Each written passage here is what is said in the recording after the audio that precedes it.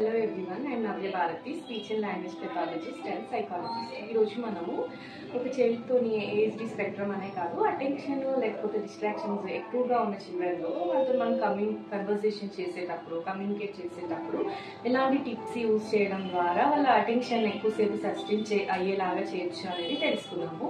So first tip వచ్చి face level conversations. అంటే మన సిట్టింగ్ పోస్చర్ కూడా చాలా ఇంపాక్ట్ ఉంటుంది అనమాట. అంటే కిడ్ కూడా ఎప్పుడైతే మనకు ఐ లెవెల్లో ఉంటాడో డిస్ట్రాక్షన్స్ తక్కువ అయ్యి మన వైపు ఎక్కువ ఫోకస్ చేయడం కోసం మనం చెప్పేది వినడం కోసము ఛాన్స్ ఎక్కువ ఉంటుంది అనమాట. Next one is Poynting.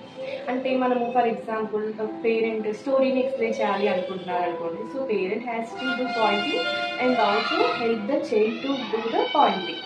అప్పుడు అంటే ఆ స్టోరీలో ఉండే క్యారెక్టర్స్ని ఎక్స్ప్లెయిన్ చేస్తూ చేయడం ద్వారా పాయింటింగ్ చేస్తూ ఉన్నప్పుడు వాడి అటెన్షన్ కొంచెం ఎక్కువసేపు సస్టైన్ అవుతుంది అండ్ డిస్ట్రాక్షన్స్ కూడా తగ్గిపోతాయి.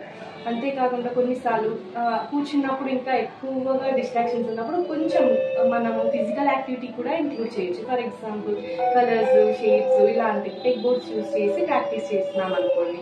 వాటిని ఈజీగా చేయకుండా కింద పెట్టి వాడు బెండ్ అయి తీసుకునేలాగా, లేదంటే మ్యాచింగ్ లాంటి యాక్టివిటీస్ వెళ్ళి కొంచెం దూరంలో మ్యాచ్ చేసి వచ్చేలాగా ఇలాంటివి చేయించడంతో కొంచెం ఫిజికల్ యాక్టివిటీ ఉన్నప్పుడు ఎక్కువ అటెన్షన్ చూపిస్తూ ఉంటారు.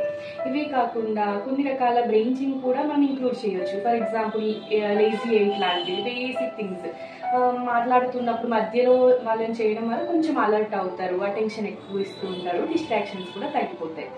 ఇంకా కొంచెం పెద్ద పిల్లలకు అంటే లైక్ ఫిజికల్ డెవలప్మెంట్ మంచిగా ఉన్న వాళ్ళకు ఎక్కువ డిస్ట్రాక్షన్స్, హైపర్ కిడ్స్కి ఎస్పెషల్లీ మనము డిస్ట్రాక్షన్స్ ఎక్కువ ఉన్నప్పుడు స్టాండింగ్ పొజిషన్లో use to give them balancing board పైన నిలబడి కన్వర్సేషన్స్ చేయడం. దీంట్లో కూడా కొంచెం అలర్ట్నెస్ ఎక్కువ వాళ్ళు ఫోకస్ చేయాల్సి ఉంటుంది కాబట్టి వాళ్ళకు ఈ డిస్ట్రాక్షన్స్ తగ్గి ఎక్కువ అటెన్షన్ ఇవ్వడం కోసము ఛాన్స్ ఉంటుంది.